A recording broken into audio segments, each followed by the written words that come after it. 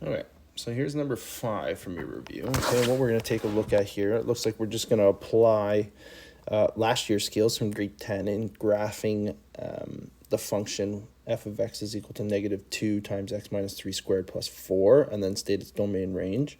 Okay, this is just a quadratic that we're going to transform using the 4 transformations that we learned about in grade 10. And then we're going to state the domain range, okay? And then B and C are now then going to take what we did last year and ask questions that we've studied this year, okay? So when we graph functions, parent functions, or translations of functions or transformations, we're looking at taking the base graph of, in this case, y equals x squared, which should look like this. Okay, this is your base quadratic, and transforming it according to what we're seeing in the new equation. All right, okay, it's not going to do it, so that's good. Okay, so that's going to be your base graph of, we could call it f of x. Okay, we're going to make a running list over here. F of x, okay, is going to be in red. Then what we're going to be asked to do is vertically reflect it, vertically stretch it by a factor of 2, translate it to the right 3, and then up 4. Okay, so we're going to do each of those. Okay, I think we could probably do 2 at a time. So the blue graph is going to be, we'll call it g of x, is going to be negative 2x squared. So what I'm going to tackle there is the vertical, the vertical reflection, and then the vertical stretch as well. Okay, so we're going to vertically reflect it. So that's going to mean this, and then stretch it as well. So the point 1 is going to become vertically reflected and then stretched by a factor of 2. So that's going to go to there. Okay, and then the same thing's going to happen to these 2 points. Okay, we're going to vertically reflect them. They're at positive 4. So if I reflect them vertically, they're going to go to negative 4. And then if I stretch them by a factor of 2, they're going to go to negative 8. Right, so 1, 2, 3, 4, 5, 6, 7, 8 is down here. Okay, and because it's a quadratic, it has symmetry about the y-axis. Okay, so we can see that that point's down there. Okay, so this would be the graph of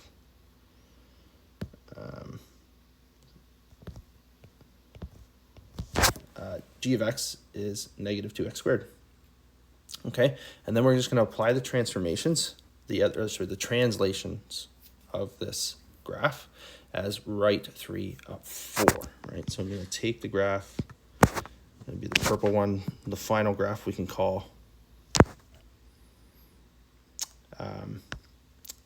the final graph we'll call f of x, okay, because that's what they've labeled it. So we'll change the first one to be whatever, h of x, if you will, in red, okay? So f of x is going to equal the equation that we've been given, negative 2x minus 3 squared plus 4. Okay, so we horizontally translate to the right 3, the blue graph, and then up 4. So all the points go right 3, up 4. 1, 2, 3. Okay, so that ends up there. This should end up there. That should end up there. 1, 2, 3. 1, 2, 3, 4. Okay. And that should end up there. We should see that as being our new quadratic, or a transformed quadratic from the base graph, the red one. Okay. And then for part A, okay, we're still in part A, it's asking us to state its domain range as well. Okay, so the domain for that purple graph, we know a quadratic has no restrictions on the domain, so no restrictions on what I can substitute in for x. That's the case for all quadratics. Okay, so we're going to get x is a part of the real numbers. Okay, and then the range is a little bit different, right? The range, if I drew this, this line horizontally here. Okay, close enough. I'll just make sure it's right on here. If I drew that black line, that black horizontal line, we know that the graph never goes up above that black horizontal line. Okay, and so we know all values of y are going to fall below there. So we're going to represent that in our range as y is a part of the real numbers, because it can take on all values of y except for ones that are greater than positive 4, sorry, positive 4. Well, I've moved that up too high. Oh no, we're good. Okay, so it has to be, sorry, misspoke. It has to be less than positive 4, not positive 3. Okay, so this would be the graph. Sorry, the equation of the line is y equals positive 4. Okay, and so all points have to be, all y values have to be less than or equal to positive 4. Okay, so what does f at 1 represent on the graph, and indicate on the graph how you would find f of 1? Okay, well, f of 1 can be represented, let's see if we can pick a different color like green. We'll look for f of 1. So it's asking us for what is y on the graph when x equals 1. Okay, so we're going to find x equals 1. X equals 1 is right here. Okay, and we're looking for the value of the graph when x equals 1. That's that point right there.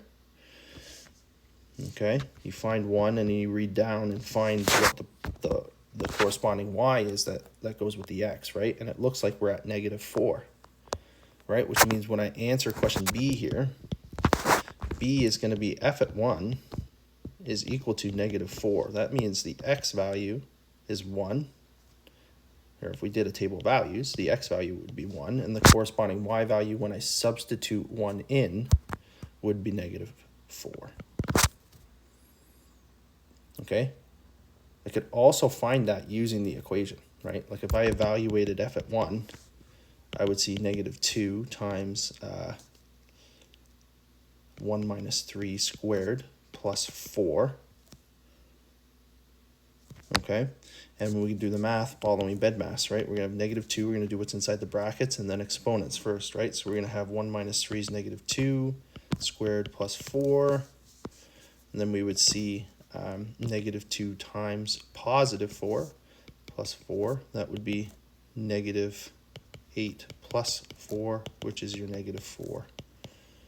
Okay, so we can see graphically, we can see where that point is and how it corresponds with the evaluation of 1 in the function. That's the algebra portion, and then we use the graph to help us find what the y value is given that x is 1.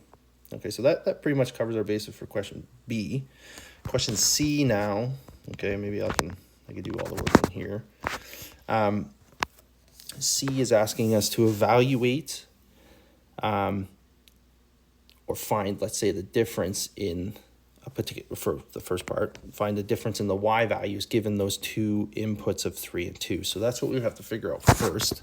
What I would say is find out what the output is when x is 3. Okay, so that's what we're going to do. We're going to get that -2 times 3 minus 3 squared plus 4. Okay, well, 3 minus 3 is 0 squared times -2 is 0. So f at 3 is going to equal positive 4. If you did the same work that we just did down here in question B with the evaluation.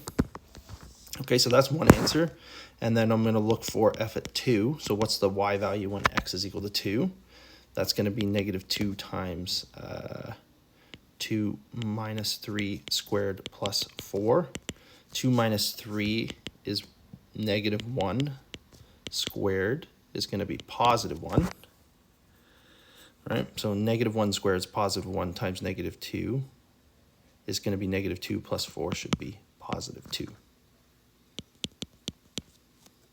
Okay, now this question, part 1, is asking us to find the difference in the outputs, right? So f at 3 minus f at 2 is going to equal 4 minus 2, which is going to equal positive 2. Okay, that's your answer for the first part. The second part, part 2, is asking us to evaluate the function at 5, multiply that output by 2. So if here, let's write this down. Okay, and I'll talk you through this. So it's asking us to evaluate the function at 5. So this, again, and this. and then multiply it by 2, whatever that output is, and then add 7 to the result. That's what's happening, okay, in words. So we're going to do that. We're going to evaluate the function f at 5. Okay, f at 5 should be negative 2, bracket 5 minus 3 squared plus 4. That should be negative 2 times 5 minus 3 would be 2 squared plus 4. 2 squared is going to be 4. Negative 2 times 4 plus 4 is negative 8 plus 4 is again negative 4. Okay, now f at 5 is negative 4. Now to do the work with the pink highlighting, okay, we need to take that output, multiply it by 2. So 2 times 2 f at 5 is going to be equal to 2 times negative 4, which is going to equal to negative 8. Okay, that's going to be 2 f at 5. Okay, and then the last piece is telling us to take that 2 times the output at x equals 5 and add 7 to it. So we're going to take 2 f at 5 plus 7 is going to equal, okay, the first piece, 2 f at 5 is this answer, negative 8 plus 7. So 2 f at 5 plus 7 is going to equal negative 1. Okay. One more question here. It's part 3, and it just wants us to evaluate the function. Again, it doesn't matter what they're saying to substitute in. You just do it and simplify accordingly. Okay, you're not always going to get a numerical answer. Sometimes you could get algebraic expressions for your evaluations of x. So that's going to be part 3. Part 3 is asking us to evaluate the function f of x when x is equal to 1 minus x. So what do? You write down everywhere you see the x, you're going to substitute the x value for 1 minus x. Okay, so our equation, I might need to reference again somewhere on this page, is going to be, or copy it.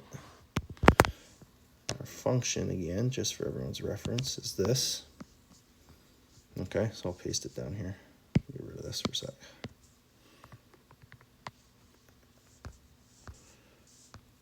Okay, there's our function. And we're being asked to evaluate the function at 1 minus x. Okay, so we're just going to go negative 2 times, just be careful now. I'm just going to change the round brackets to square ones. That's this. Okay, and then I'm going to open on the inside 1 minus x minus 3. Close the square bracket. That has to be squared plus 4. Okay, anytime I'm making a substitution, I'm going to make that substitution in brackets in the event that there is something that's in front of x, or whatever I'm substituting in for. Okay, so we're going to have negative 2. I have to do the work inside the square brackets first. So I'm going to have 1 minus 3 is going to be negative 2 minus x. Okay, and that needs to be squared plus 4. So what's that mean? Well, anytime I have squared or something to the power of an exponent, that's like the concept of repeated multiplication. So I'm going to have negative 2 bracket negative 2 minus x, negative 2 minus x plus 4. Okay, so now I'm going to distribute or expand, if you will, have 4 terms in a row, and then I'll clean up the like terms. Okay, so I'm going to leave the square brackets there for a sec. So I'm going to get negative 2. Okay, negative 2, the first arch, negative 2 times negative 2 is going to be positive 4. Negative 2 times negative x is going to be plus 2x, plus another 2x from this arch. And then negative x times negative x is going to be plus x squared. Okay, plus 4. I'm going to clean up the work on the inside of the bracket.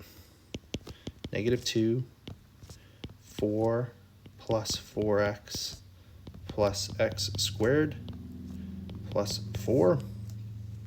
Now, BEDMAS is telling me to do multiplication before any addition subtraction, so I'm going to expand this negative 2 in. I get negative 8 minus 8x minus x minus 2x squared plus 4. There are some like terms here left now. I can combine that with that. So negative 8 plus 4, okay, is going to yield negative 4. And the other piece I'm going to do is rewrite this in descending order. Descending order, remember, is when the term with the highest exponent is written first. So negative 2x squared minus 8x minus 4. Now this question to determine each of the following. So I didn't say, or the textbook didn't say, to fully simplify. But if I wanted to write the simplified version of this, right? So here, so we're all clear. I'll write one more line up top here. We'll say f, when the function is evaluated at 1 minus x, I'm going to get, and here's where I'm going to simplify, I'm going to remove this common factor of negative 2 out. I'm going to write it out front. If this said fully simplify, it would be x squared plus 4x plus 2 would be my final answer for that third part, fully simplified. That's that.